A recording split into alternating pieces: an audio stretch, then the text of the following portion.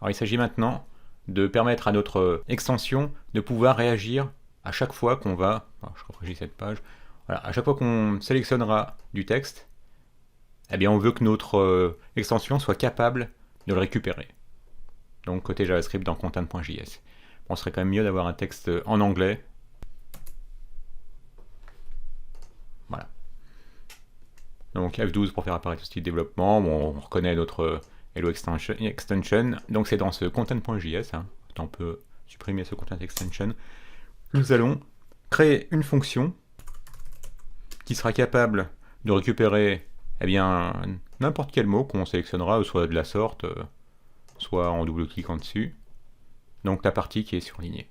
Ça, c'est très simple. De nouveau, on va aligner la JavaScript, on peut faire plein de choses, pas la peine d'utiliser jQuery ou je ne sais quoi. Donc on se crée cette fonction qu'on décide d'appeler getUserSelection. Et ce qu'on va faire, on va tester, bon, pas de raison que ça n'existe pas, mais bon, on se blinde un peu. Est-ce que Windows nous propose bien la méthode getSelection? Si c'est le cas, on pourrait récupérer ce qui est sélectionné. On va faire un simple console.log de ce qui est sélectionné. Et donc on va utiliser cette fameuse méthode proposée globalement par Windows, donc getSelection. Et pour voir le contenu, il faut penser à appeler toString. Et donc, on voudra appeler cette fonction quand notre souris sera lâchée. Donc pour ça, il y a l'événement mouseUp. Donc on va l'attacher à l'aide d'un habituel document.addEventListener. Et donc chaque fois qu'un mouseUp se produira, tout étant en minuscule, tout le temps sur les événements, on voudra appeler cette fonction qu'on vient de créer au-dessus, cette fonction getUserSelection.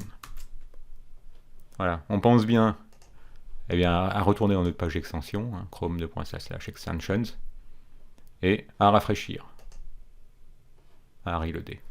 Si bien que maintenant, il faut penser également à reloader cette page pour qu'elle bénéficie bien donc, de cette nouvelle fonctionnalité. Donc maintenant on va sélectionner Represent, et vous avez vu, ça nous sélectionne bien Represent. On va prendre Document. Voilà, Document.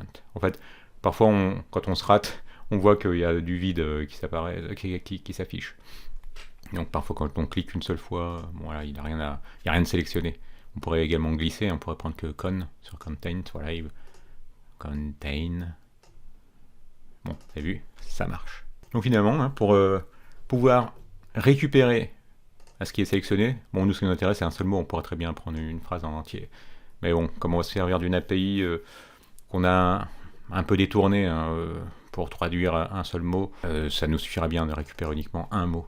Donc si vous connaissez une API REST qui permet, quand on lui envoie un mot en anglais, de nous envoyer une traduction française, je suis intéressé parce que vous allez voir, dès la prochaine vidéo, on va se servir d'une API qui est utilisée par un service de traduction que j'avais trouvé en ligne.